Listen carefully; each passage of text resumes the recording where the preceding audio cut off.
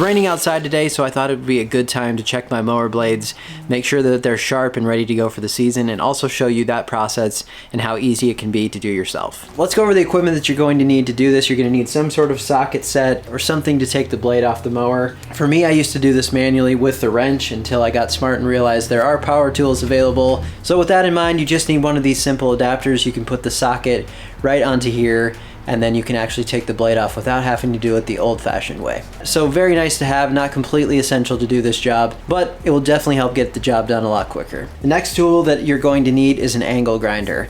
So this isn't specifically just for sharpening blades. You can use an angle grinder for many different things.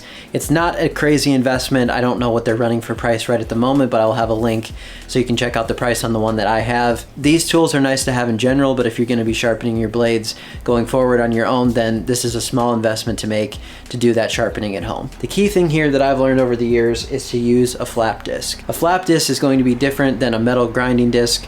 What I've found in the past is that the metal grinding disc takes off a lot of metal quickly. It's hard to keep the angle directly at what you want it to be, and these are much more forgiving on the flap disc. It doesn't take off as much metal at a time. You can really easily follow the angle of the blade, and it still does a great job at sharpening. So in my opinion, that's what I've been using for the last couple years, and it's the way to go. From here, it's time to access the blade.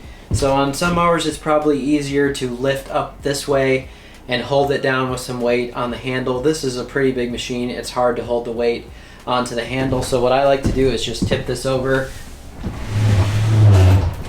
just like that and access the blades underneath here. This one has dual blades, but a lot of times if you have a smaller push mower, you're just gonna have one blade in the middle. Another thing, if you do tip over your mower, this one, make sure that the oil is down. If you tip it the other way, oftentimes things can run into the air filter. It's not designed to do that, so make sure if you tip it a certain way, that it's going with the oil fill down. So now the key is going in and finding the socket that's the correct one. This is going to be different for different mowers, but actually the smaller set that I was going to use did not have a big enough size for this one. So this one happens to be 5/8. Again, I'm going to put this on here so that I can do this a lot faster than doing it by hand. And you're just simply going to take these off. On this mower, it has these brackets, so make sure you do not lose whatever hardware goes onto the blade. And while you're under here, it would also be a good chance to clean out your deck, just in case you haven't done that recently. This is just a putty knife that I've sort of rounded off the corners so that I can get into some of these crevices.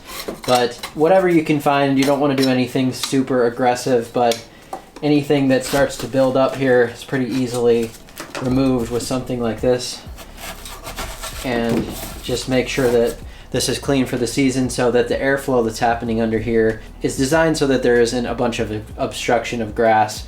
And the better that is, the more lift you're going to get and the better the quality of cut. For this next part, I'm going to use that same putty knife, and I'm just going to clean up these blades. And what I mean by clean up these blades is simply just the excess that's on here. There'll be some caked on grass.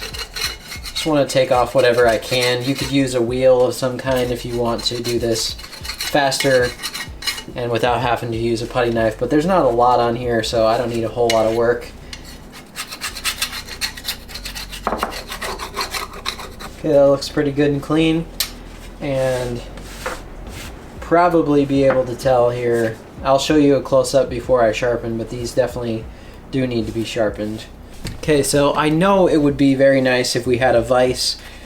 That would make things easier, but I know some of you probably don't have one, and I actually don't either. So this is the system that I use. I just put the blade here, and then I will just fasten it to my countertop here. And that works temporarily. You can move it out of the way as much as possible, but that works as a system that if you don't have a vise, you can go ahead with that. From here, hopefully you can see right here the angle of the blade and what you want to maintain on that. So when I say you want to maintain, when you're going across here with your flap disc, you want to try to keep that same angle that's there, not take off too much of it. That's why with the flap disc it's a lot easier than the angle grinder. What happened with me when I first started angle grinding on these blades is just, it's hard. You'll take off a big amount of metal and then you try to fix it by taking off more off the bottom, and then you just end up taking off a decent amount of metal every time, whereas this flap disc acts more kind of like sandpaper on metal, and it will just lightly go across here, and I'll show you that right now. You're gonna want to put on your ear protection. This is gonna get pretty loud. And I believe I have right here a 60 grit flap disc.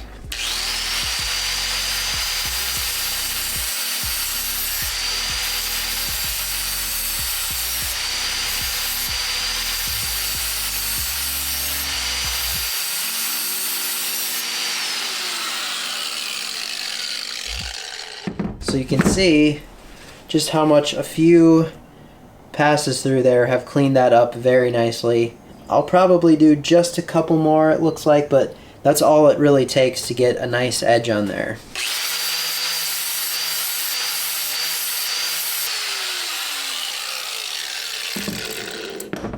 That feels pretty good. Flip it around and do the exact same thing.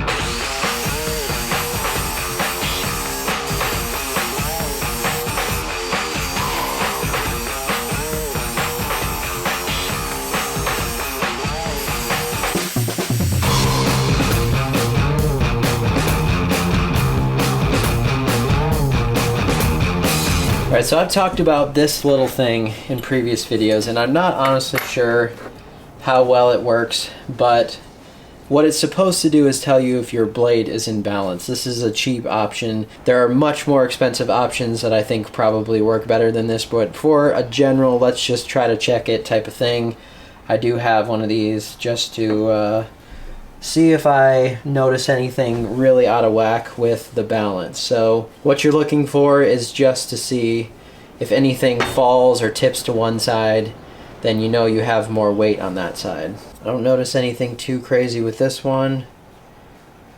If something was really out of balance and really sticking down on one side, then you need to take more weight off of the heavy end.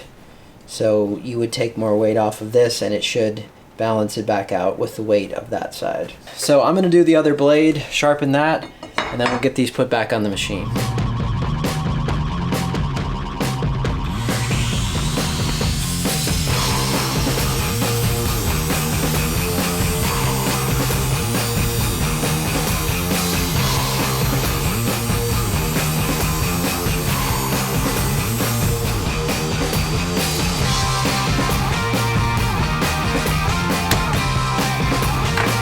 Now the only thing that you need to remember once you are going to put them back on the mower is to make sure that they are facing the right direction. So you obviously don't want to be mowing like this. You want to be mowing where the edge is cutting into the grass. So on this one you just have to get these on there, and then you put that little adapter piece in the tabs just like that. This in there.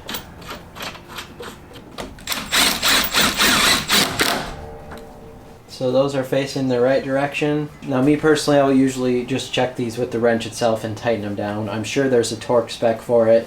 If you happen to have a torque wrench and you want to do that, then you can do that. But usually I just make sure they're good and tight without cranking on it too hard.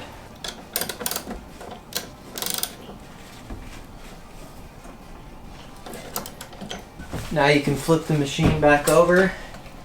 I'll clean up that grass that's underneath. Well, I hope that helped you understand how you can sharpen your own mower blades at home. Thanks so much for watching. We'll see you next time.